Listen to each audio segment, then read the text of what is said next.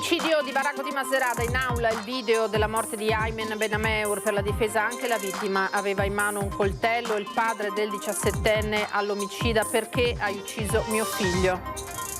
La rissa in Galleria Rialto, parlano il papà del 17enne arrestato dalla polizia e il 50enne aggredito per aver difeso una donna dalle minacce del ragazzo e dell'amico. Collaboriamo per aiutare i giovani, dicono. Dai volatili esotici alle imballatrici automatiche, 14 denunciati dai carabinieri per truffe e raggiri online e telefonici. Gli indagati sono riusciti a farsi accreditare 10.000 euro. Lo scontro interno al centrodestra passa per le comunali, le europee, anche l'autonomia. Ieri sera al ring le parole del coordinatore veneto di Fratelli d'Italia: divisioni per colpa di altri. Torna a salire il prezzo dei carburanti, rincarichi da inizio anno vanno dai 13 centesimi per la benzina ai 7 per il diesel, si temono aumenti delle merci su gomma. Accelerare i progetti e promuovere più eventi in città, a chiederlo i commercianti del centro di Treviso oggi al maxi tavolo convocato a Palazzo Rinaldi. Cellulari a scuola, alle medie Serena di Treviso, acquistati dei box per mettere sotto chiave gli smartphone degli alunni e togliere così ogni tentazione di utilizzarli nonostante i divieti. Buonasera, eccoci in diretta, edizione di Treviso dei telegiornali di Antenna 3. Prima, come sempre, di cominciare con i servizi, vi sottopongo quello che è il quesito di oggi in vista di Ring, la prima serata di Antenna 3 dedicata alla politica, sicurezza stradale e ultra ottantenni al volante. La tragedia di Castelcucco con un novantenne che ha travolto e ucciso un ciclista riporta in primo piano il tema delle patenti rinnovate agli anziani. Allora vi chiediamo, serve un limite d'età secondo voi per la patente? Per rispondere di sì 0422 1626 691, per rispondere di no 0422 1626 690. State già rispondendo in tanti da oggi, vedremo poi nel corso di Ring qual è come sempre il responso, quale sarà il responso. Andiamo alla cronaca adesso con il delitto di Varago di Macerata. In aula oggi è stato proiettato il video della morte di Aymen Benameur. L'avvocato della difesa Fabio Crea, che appunto è il legale di Elia Florindi, accusato dell'omicidio, dice: nelle immagini si vede la vittima con in mano un coltello.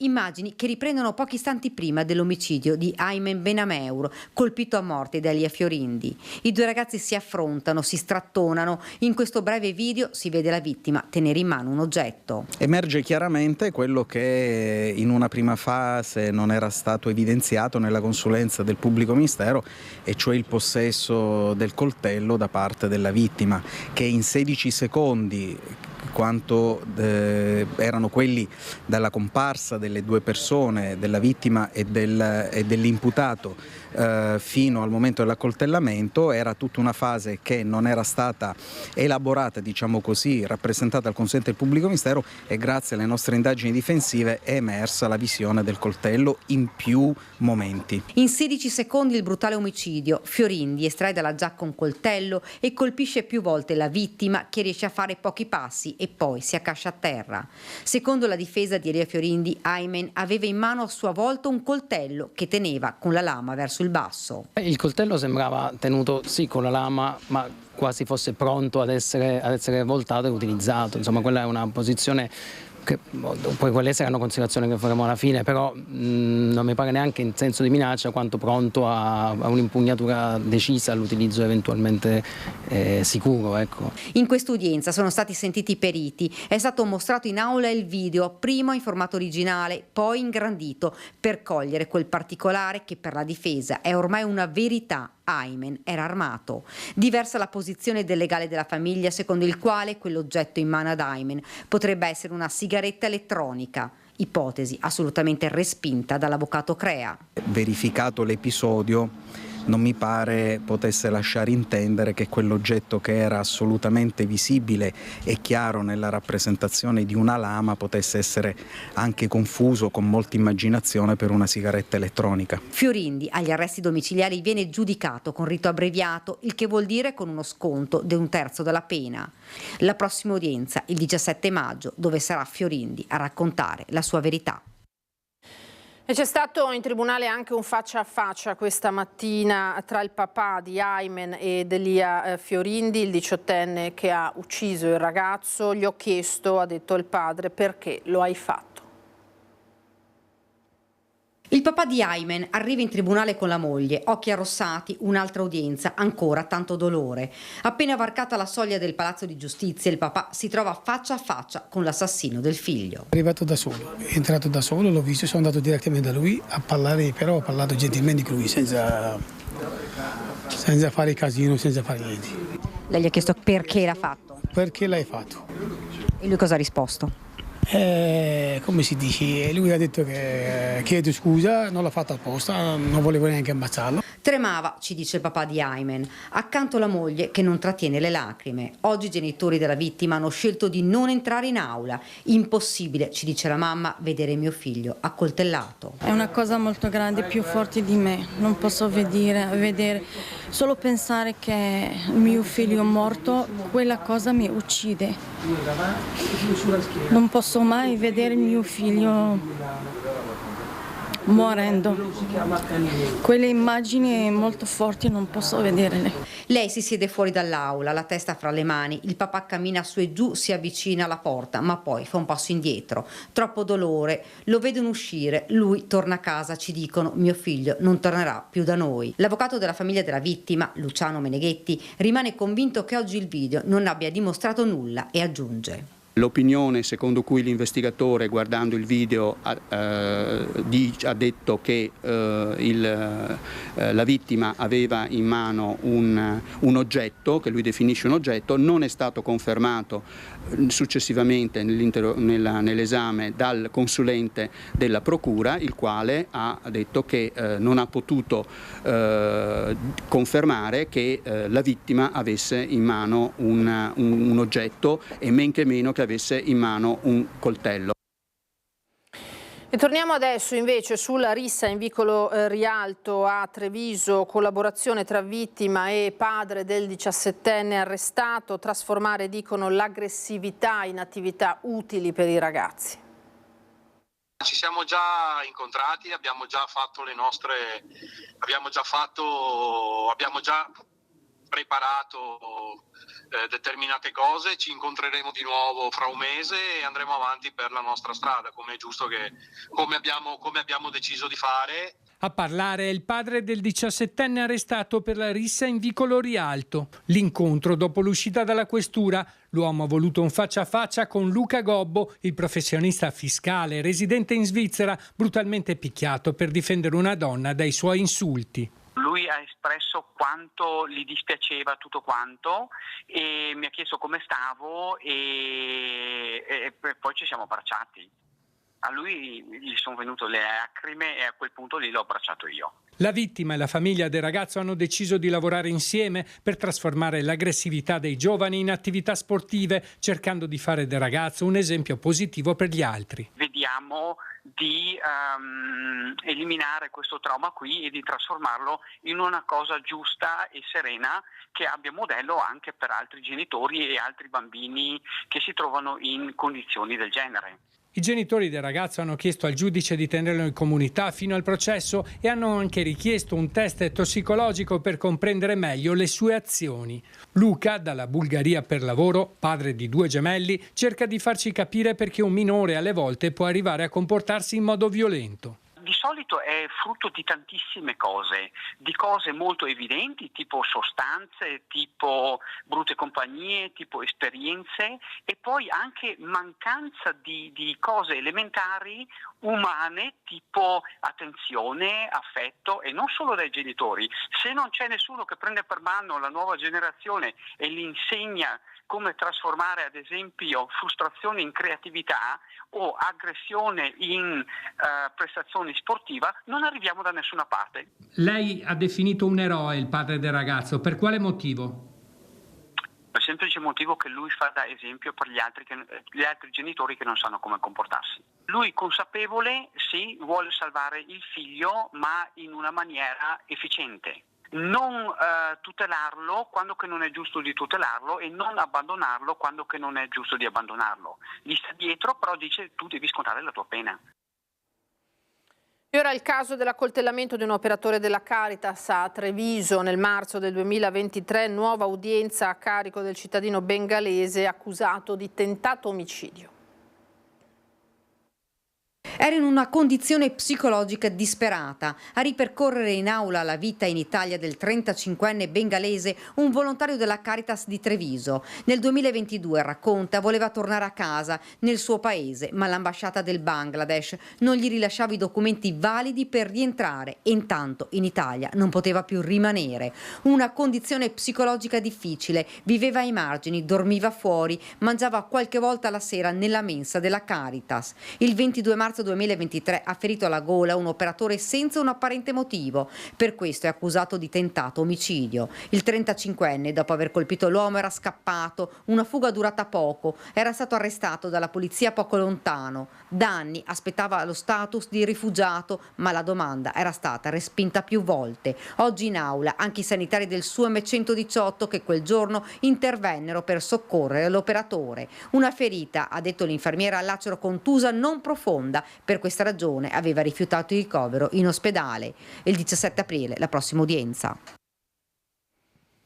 E ora veniamo al boom di truffe online che vi raccontiamo da tempo ormai. Allora, le ultime riguardano 14 denunciati e tanta la merce in questione, dai volatili esotici alle imballatrici automatiche, dalle ante in legno agli smartphone vecchi e guasti. I carabinieri della compagnia di Treviso si stanno occupando di diversi raggiri che hanno coinvolto vittime di tutte le età e i cui autori identificati, italiani e stranieri, sono quasi sempre irreperibili. Tra gli episodi oggetto di denuncia anche la vendita di un inesistente pappagallo raro per 800 euro da parte di un uomo residente in Calabria. Le tecniche le più diverse, web, telefono oppure anche direttamente. I truffatori indagati sono riusciti a piazzare la merce facendosi accreditare le somme su carte prepagate o su conti correnti. Completano la serie di episodi sottoscrizioni di contratti per trading online oppure la sottrazione di energia elettrica attraverso l'allacciamento a monte del contatore. Danno complessivo dei vari episodi in questione oltre 10.000 euro, come detto 14 i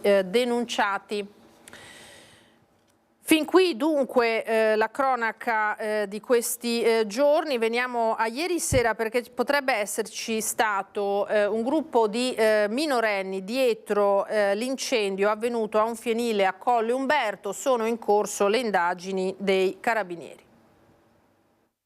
Si tratta di capire adesso se è stata una bravata, una stupidata, per non dire un gesto criminale.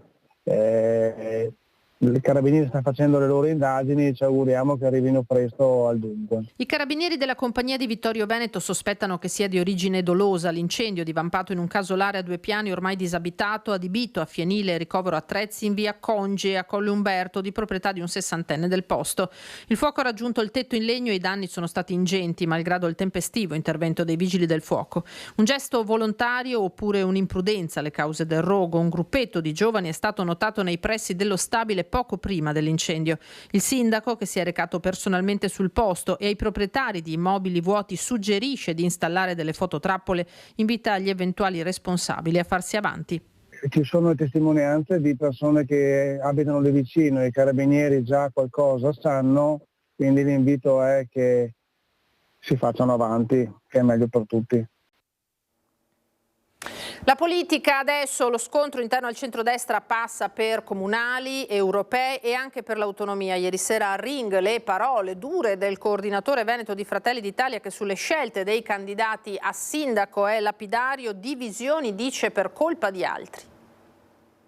È un peccato, lo dico perché da coordinatore regionale che ha lasciato ampio spazio ai propri coordinatori provinciali. Hanno lavorato bene i provinciali, l'hanno provate tutti. In qualsiasi posto per riuscire a correre assieme, in tanti posti non è stato possibile. Io è un rammarico che ho. Un rammarico, quello del numero 1 dei meloniani in Veneto, che ha il sapore di un messaggio preciso al segretario regionale della Lega, Alberto Stefani, oltre che a Forza Italia.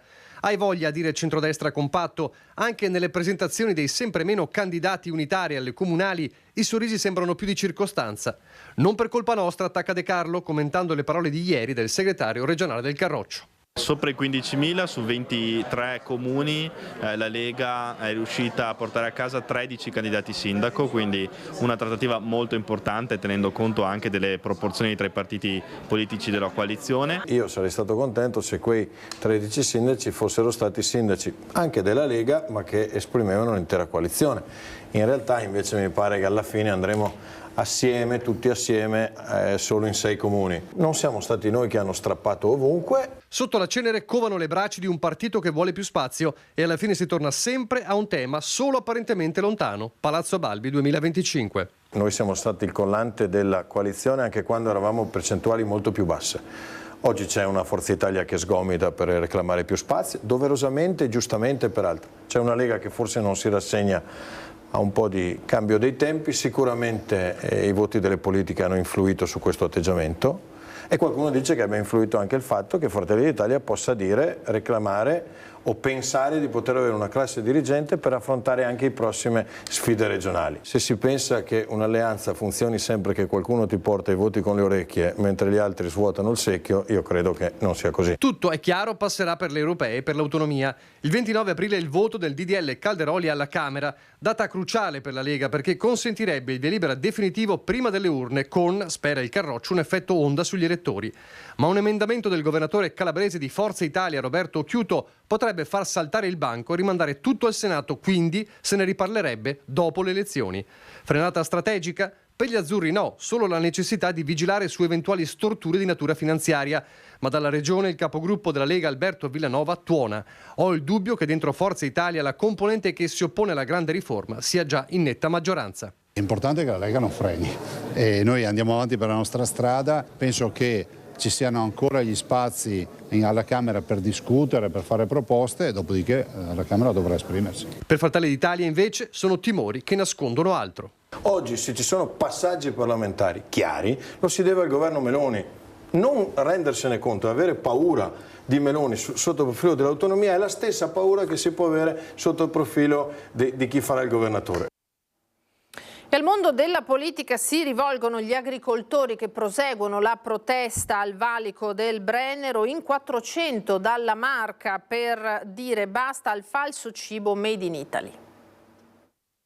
Siamo in tantissimi, il tema è molto caldo, si parla di etichettatura, si parla di importazioni sleali e quindi in maniera diretta di difesa del reddito dei nostri agricoltori. Secondo giorno di mobilitazione degli agricoltori di Coldiretti per dire basta al fake in Italy, i prodotti alimentari stranieri importati dall'estero, trasformati e spacciati per italiani.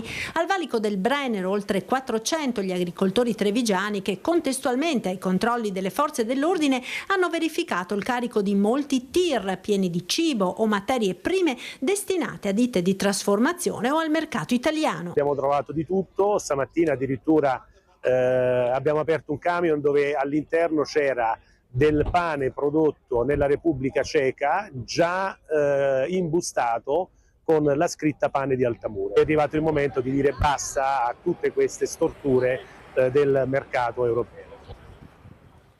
E poi c'è il tema dei rincari dei carburanti che da inizio anno vanno dai 13 centesimi per la benzina ai 7 per il diesel. Si temono a breve ulteriori aumenti a cascata di tutte le merci trasportate proprio su gomma. Meno di €1,90 la benzina normale, la senza piombo non si trova. Qui 1,87, quindi sono di strada per fortuna, perché se no. Però ne ho evitate almeno altre 5. È impegnativo, con i costi della vita sì. Sono tornati ad aumentare i prezzi dei carburanti, in media 13 centesimi in più al litro per la benzina, 7 per il gasolio, che per un'utilitaria significa circa €7 in più a pieno. Sta succedendo che i prezzi alla pompa stanno scaricando sull'utente l'aumento dei prezzi sui mercati internazionali di prodotti raffinati. E la nuova stangata sui carburanti si abbatte sulle famiglie non solo per l'aumento alla pompa, ma anche sugli inevitabili rincari a cascata di tutte le merci trasportate su gomma. 7 centesimi al litro per un camion che fa da 1,5 km a 2 km al litro, capirete che pesa molto, quindi a fine anno il camionista ha migliaia di euro in più da o recuperare i suoi clienti o tirarselo via dalla sua paga, ma normalmente non hanno alternative che scaricarlo sull'utente, quindi a cascata sui prezzi sulle merci che trasporta. Adiconsum chiede al governo di intervenire sulle accise. Sono circa 19 le tasse che gravano sulla benzina, che portano a un importo tra il 48 e il 58% di costituzione del costo della benzina, appunto. Noi chiediamo, come già ebbe modo di fare il governo Draghi nel novembre del 2022, una rimodulazione di queste accise di modo da pesare meno sul consumatore finale. Consumatori ormai rassegnati e che tentano di risparmiare qualcosina cercando il distributore meno caro. Sì, che dopo alla fine sono millesimi e magari già il fatto di fare, non so, quei 2-3 chilometri li hai già persi. Non siamo noi purtroppo a decidere queste cose, le dobbiamo solo subire. So qualcosa perché arrivo da Cittadella e lavoro qua a Trevignano, per cui è un bel po' di strada da fare. E all'incirca più di sui 50 euro a settimana di spese di benzina. Vedo che i 20 euro che faccio di solito mi duravano anche 10 giorni, io ne faccio veramente pochi di giri, mi durano anche 4 giorni adesso. Sì, in una famiglia si sente la differenza. Ci fermiamo adesso per qualche istante di pubblicità, torniamo tra poco.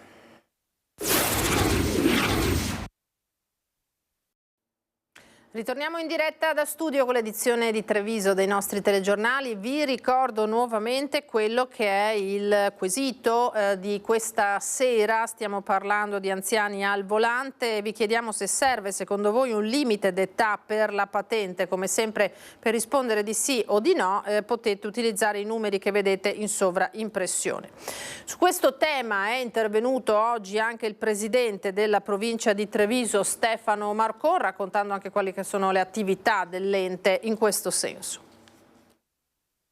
Abbiamo visto che un terzo degli incidenti vede coinvolti persone over 65 oggi negli incidenti che succedono nella Marca. Interviene anche il presidente della provincia Stefano Marcon sul tema del rinnovo delle patenti agli ultra ottantenni, tornato al centro del dibattito dopo la morte a Castelcucco del ciclista 55enne Alfredo Ceccon, travolto domenica scorsa dall'auto guidata da un novantenne. Incidente avvenuto a pochi mesi di distanza da quello in cui perse la vita Timothy Dalbello, investito in rotonda a Casella d'Asolo da un 92enne colto da malore. Lo fa citando i dati emersi dal tavolo sulla sicurezza stradale composto da prefettura e provincia di Treviso.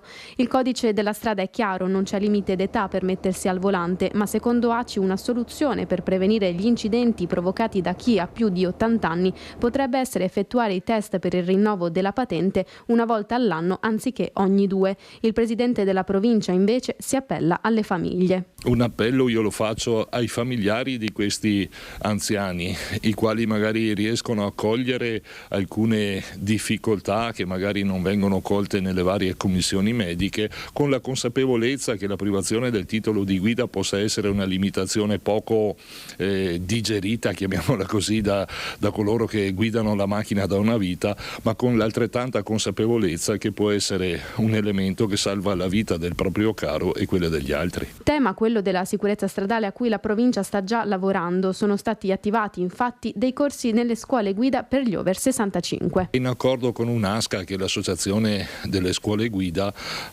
ci stiamo proponendo per fare dei corsi di aggiornamento gratuiti e volontari, ripeto, gratuiti e volontari per coloro che volessero in qualche modo aggiornarsi sull'evoluzione del codice della strada. Ritorniamo a Treviso, accelerare i progetti in città, promuovere più eventi, lo chiedono i commercianti. Oggi maxi tavolo a Palazzo Rinaldi con l'amministrazione comunale. A chiedere un confronto più serrato i commercianti, che portano a casa una prima vittoria: veder seduti al tavolo per la prima volta 2 assessori insieme, Vettoretti al commercio, De Checchi alla mobilità, suo predecessore proprio al commercio. Al prossimo tavolo, tra circa 15 giorni, siederà anche l'assessorato alla cultura con Maria Teresa De Gregorio. A benedire l'incontro il sindaco Mario Conte. Ecco alcuni scatti di questo pomeriggio. Presenti diversi rappresentanti del commercio trevigiano. Incontro a porte chiuse con i commercianti usciti alla spicciolata, soddisfatti ma combattivi, dicono serve una gestione più coraggiosa. Lo scorso anno con il sindaco abbiamo chiesto al sindaco e alla sua squadra di firmare un accordo che è la nostra prospettiva di città. Abbiamo chiesto di ripartire da lì, nel senso che in un anno giustamente ognuno ha preso le misure rispetto a questo manifesto che avevamo proposto, ripartiamo da lì, chiediamo un confronto, continuiamo a stare su questo e questo abbiamo anche avuto oggi in parte su alcuni temi. Punti in sospeso i parcheggi, l'accessibilità alla città, la residenzialità. Ma è importante la città dal lunedì al venerdì. Su questo vogliamo esserci tutti insieme. Vi siete sentiti ascoltati? Certamente. Non si vuole trasformare appunto la città in un, chiamiamolo Luna Park, ma in una città anche di impresa, per cui bisogna dare funzioni e questo interviene proprio tutti i piani di riprogettazione della mobilità, come abbiamo detto, dei parcheggi che sono fondamentali per l'intercettazione dell'utente del commercio. Palazzo Giacomelli è il cantiere infinito, la vecchia questura con i progetti bloccati in tribunale, un luogo che non è mai rinato. Sulla nuova Camera di Commercio i commercianti hanno invece ricevuto rassicurazioni. Si parte. Soddisfatto l'assessore Vettoretti, le risposte dice possiamo darle soltanto assieme. Abbiamo bisogno di essere una squadra, quindi che sia proprio un percorso collegiale tra commercianti ma anche tutti noi amministratori, tutti noi assessori, perché ognuno per le proprie competenze può portare qualcosa. Servirà ora intervenire con più coraggio. Loro si sono espressi bene perché un mese loro è un grande valore, perché è un mese di introiti, un mese di programmazione anche con il personale e quindi noi spingeremo avanti tutta sicuramente. E ora torniamo alla cronaca. Verranno celebrati domani, mercoledì 10 aprile alle 15:30 nella chiesa parrocchiale di Catena di Villorba i funerali di Eleonora Pavan, morta lunedì a causa di un tumore. Aveva solo 31 anni, era laureata in economia, una grande appassionata di sport. La notizia della sua scomparsa ha destato profondo cordoglio. L'intera comunità si è stretta a mamma Patrizia, papà Jean-Louis, il fratello Nicola, il compagno Giulio Maria. La famiglia ha comunicato che eventuali offerte verranno devolute all'Advar. E oggi è stato il giorno dell'ultimo saluto a Gigi Toscan, cameriere di Pontefici e Presidenti, ideatore della festa dell'Azalea, l'addio commosso della comunità, una vita spesa per gli altri.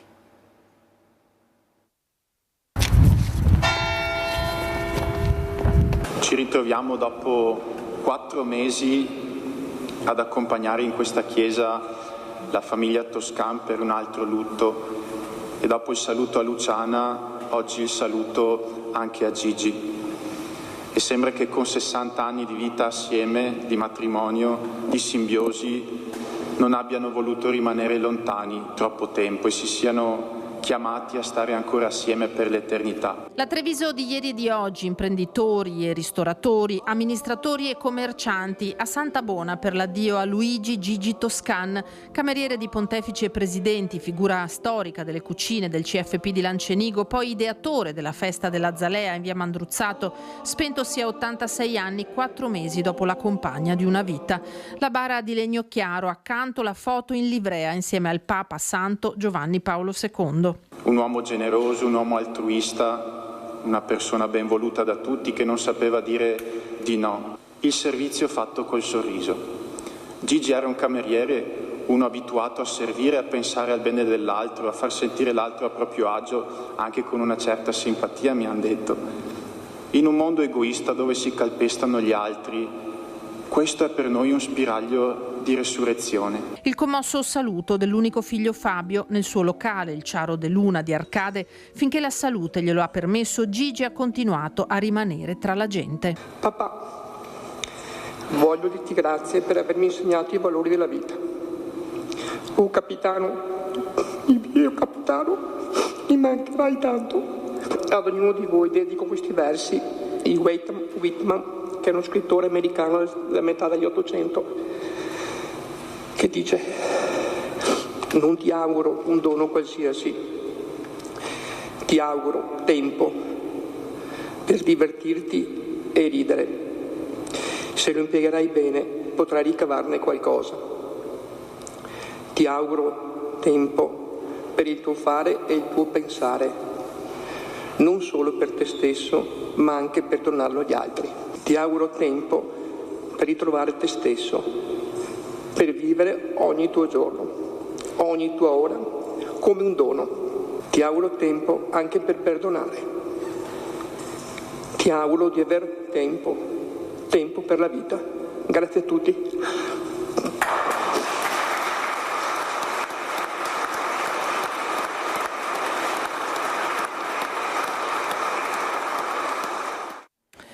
E un altro lutto ha colpito invece la comunità di Zenson di Piave. È mancata all'età di 59 anni Cinzia Trevisan, già consigliera comunale appunto nel comune rivierasco, con deleghe al sociale. A darne l'annuncio il sindaco Daniele Dallanese attraverso un toccante post sui social. L'amministrazione scrive: perde un'altra importante figura che ha dato il via a numerosi progetti di carattere sociale ancora oggi attivi e fondamentali per la collettività. Io perdo un'amica sempre pronta a mettersi in gioco e a spendersi nell'aiutare gli altri. Cinzia era da poco andata in pensione per motivi di salute, lavorava come infermiera professionale al distretto di Roncade, si era dimessa l'anno scorso dal ruolo di consigliera. Cellulari a scuola. Alle medie Serena di Treviso sono stati acquistati dei box per mettere sotto chiave gli smartphone degli alunni, togliere così ogni tentazione di utilizzarli nonostante il divieto. La scuola ha deciso anche di potenziare l'attività dedicata all'educazione, al corretto uso dei social e alla prevenzione del cyberbullismo. Un box chiuso a chiave appeso alla parete della classe dove gli alunni depositano lo smartphone prima dell'inizio delle lezioni per ritirarlo al termine. Nella maggior parte delle scuole è obbligatorio tenere il cellulare spento nello zaino e riporlo in una scatola sulla cattedra. Alle scuole medie Serena di Treviso si è deciso di fare di più, eliminando ogni tentazione. I ragazzi spesso non cadono nella tentazione di guardare l'ora, quindi non sempre rispettano la consegna del cellulare che deve stare spento.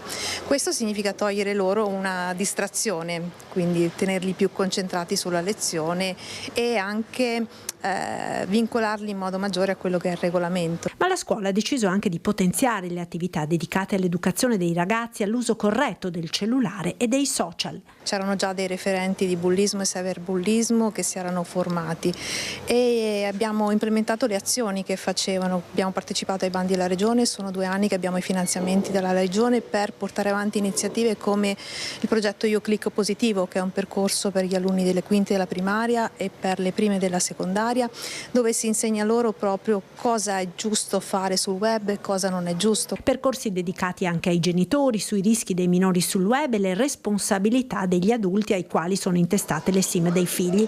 Per gli alunni più grandi di terza media c'è un ulteriore progetto dedicato alle dipendenze. Anche dai videogiochi e dai social, e quella è una nuova emergenza sociale su cui noi lavoriamo e cerchiamo di tenere i nostri ragazzi ben lontani da queste realtà, anche se è molto difficile visto il contesto sociale in cui viviamo. Ritrovati negli archivi del Comune di Treviso gli atti relativi a 10 bambini tra gli 0 e i 12 anni rimasti vittime del tragico bombardamento della città il 7 aprile del 1944, mai conteggiati tra i morti, ora non saranno più dimenticati.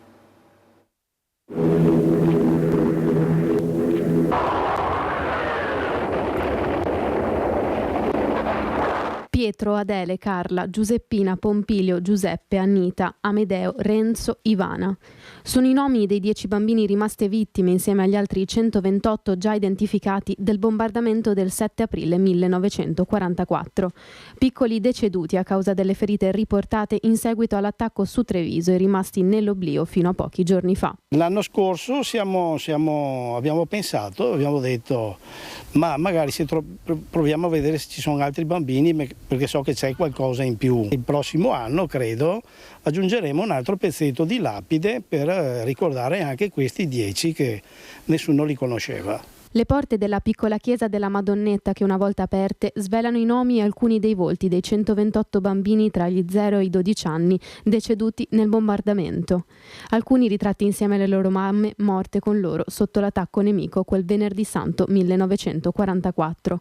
I loro nomi sulle lapidi alle pareti, a cui si aggiungeranno anche quelli dei 10 piccoli angeli, così sono stati chiamati, rimasti per 80 anni tra le pagine dei registri dell'anagrafe. Un lavoro che va avanti da mesi e che attraverso questi faldoni polverosi insomma i nostri uffici comunali, che ringrazio naturalmente, sono riusciti a incrociare i dati di tutti i certificati di morte dal 44 al 50 e quindi siamo riusciti a capire questi angeli che non erano stati contemplati appunto 80 anni fa. Un lavoro di ricerca storica, incrocio di dati, analisi di documenti, libri e foto che ha portato a dare un'identità dei piccoli che ora non saranno più dimenticati. Immersa nel verde e nel silenzio, la chiesa della Madonnetta sarà luogo della loro memoria. Se già è tragico quello che possiamo evidenziare guardando quelle lapidi che ne contengono 123, altri 10 sono altre sofferenze morali, fisiche, e il pensiero ai genitori, ai parenti che li hanno perduti in quel frangente ritorna sempre con affetto e simpatia. E ora andiamo alle notizie che arrivano dalla provincia di Belluno.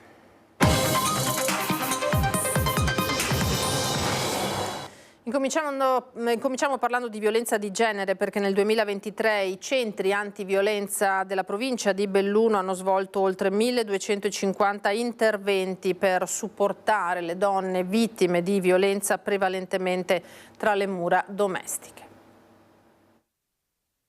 C'è un risveglio di coscienza collettivo, ce lo dicono forse anche i numeri delle denunce che sono sensibilmente aumentate. Sono aumentati gli ammonimenti, sono aumentati gli arresti in flagranza, sono diminuiti i tempi di intervento proprio a tutela delle donne, sono aumentate le denunce. Il primo passo per uscire dalla violenza di genere è la rinnovata consapevolezza delle vittime. La tragica morte di Giulia Cecchettin è servita ad amplificare ed evidenziare la necessità di denunciare qualsiasi stato di necessità.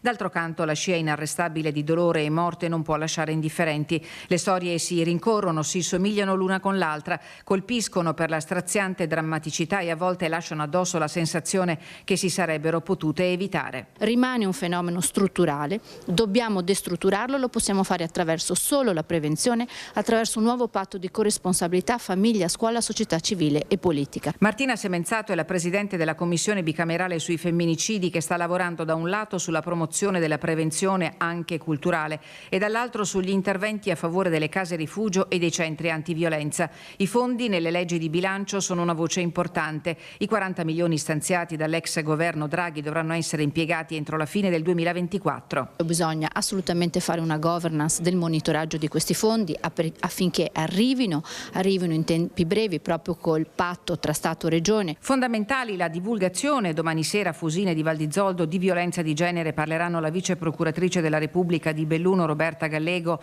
con Francesca Quaglia dell'associazione Belluno Donna e la rete. Dobbiamo cercare di far capire che c'è una strada virtuosa per uscire dalla violenza di genere, che è quella della rete, che è quella di investire nella propria autonomia mentale, perché la violenza è anche violenza psicologica, non solo fisica, ma soprattutto è anche nella indipendenza economica. Il 62% delle donne vittime di violenza non sono economicamente dipendenti. Ecco che capiamo che l'investimento nell'autonomia anche economica personale aiuta queste donne ad uscire dalla difficoltà.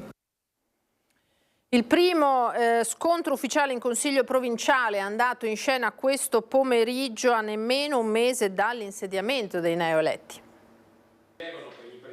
Sembrava un consiglio provinciale come tanti negli ultimi anni, contrassegnati dalla volontà di mettersi a disposizione compatti per il bene del territorio, e invece nella sala consiglio di Palazzo Pilioni la discussione si è incagliata per un puntiglio del gruppo di centrodestra. Al punto 8 dell'ordine del giorno c'era l'approvazione della variante al PRG relativa all'area ex stazione in via Marconi a Cortina, approvata dal Comune lo scorso 24 gennaio, mentre in Corso Italia si consumava la protesta dei cittadini contro la privatizzazione della zona centrale e strategica del paese. Secondo la legge del Rio, un passaggio amministrativo che compete al Presidente della provincia. Negli anni, però, la consuetudine di condividere l'approvazione di tali atti con il Consiglio provinciale è diventata un uso. Venerdì scorso, nel corso di una riunione, i consiglieri avevano chiesto tempo per esaminare gli atti, tutti favorevoli al ritiro del punto. Oggi il centrodestra ha cambiato posizione, costringendo il Presidente dapprima a sospendere la seduta, che è proseguita a porte chiuse. Fuori la stampa, fuori il pubblico e i dirigenti della provincia. La discussione, dai toni particolarmente accesi, è andata avanti per oltre un'ora. Qual è la vostra posizione? seguire l'ordine del giorno e quindi portare ai voti la variante urbanistica. Io spero e auspico che si possa arrivare a una soluzione il più possibile condivisa, direi all'unanimità. Spero comunque che ci sia una convergenza all'unanimità per quanto riguarda un tema importante, soprattutto perché siamo all'inizio di questa consigliatura. Alla fine si è andati al voto sulla proposta di rinvio presentata dal consigliere del gruppo Futura, Simone De Ola, alla quale hanno risposto sì i colleghi del gruppo di centrosinistra e le 2 consigliere del gruppo civico Obiettivo Provincia, astenuti in blocco i consiglieri di centrodestra con il presidente Padrin. Se ne riparlerà martedì prossimo alle 15. Intanto c'è attesa per il conferimento delle deleghe e anche in questo caso il clima appare teso. Valuteremo nei prossimi giorni di cercare di trovare una quadra, una condivisione un po' sul programma, è già stato trovato e su alcuni altri punti e quindi io spero entro la fine del mese di poterle dare. Il centro-sinistra, commenta Padrin, ha posto delle condizioni. Se riusciamo a trovare una quadra bene, altrimenti dovrò prendere altre strade. Io ho la possibilità di dare deleghe a tutti e darle ad alcuni e affrontare, insomma questa è una decisione che prenderò quando avrò le idee chiare. Io ho ascoltato tutti i gruppi ma ci sarà ancora modo di rincontrarci. E sono iniziati i lavori di ammodernamento del sistema di accesso e uscita dai parcheggi Lambioie e Metropolis di Belluno. Gli interventi prevedono la sostituzione delle colonnine, delle sbarre d'ingresso e d'uscita e l'installazione di nuove casse automatiche che permetteranno il pagamento della sosta anche con bancomat o carta di credito, come avviene in autostrada o nei parcheggi delle grandi città. Gli utenti abbonati saranno agevolati all'entrata e uscita dal sistema più rapido della lettura della targa. Il termine dei lavori è previsto entro la prima metà di maggio. È tutto, grazie per essere stati con noi, io vi ringrazio per l'attenzione e ora le previsioni del tempo. Arrivederci.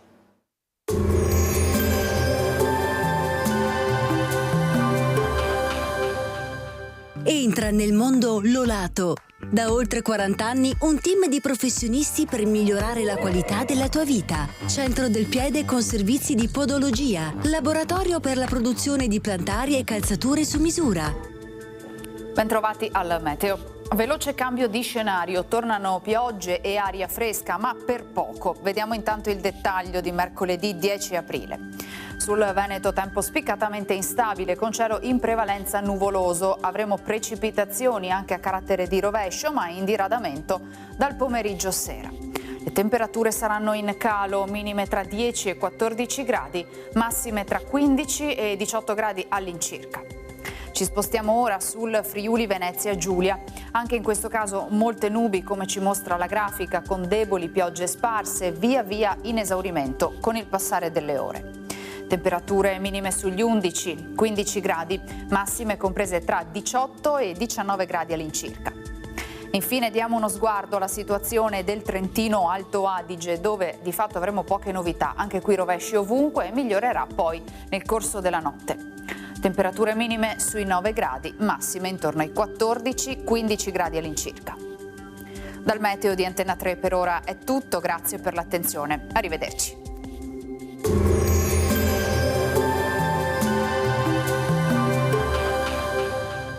Busti, tutori e protesi di arto personalizzati. Ortopedia e sanitaria Lolato.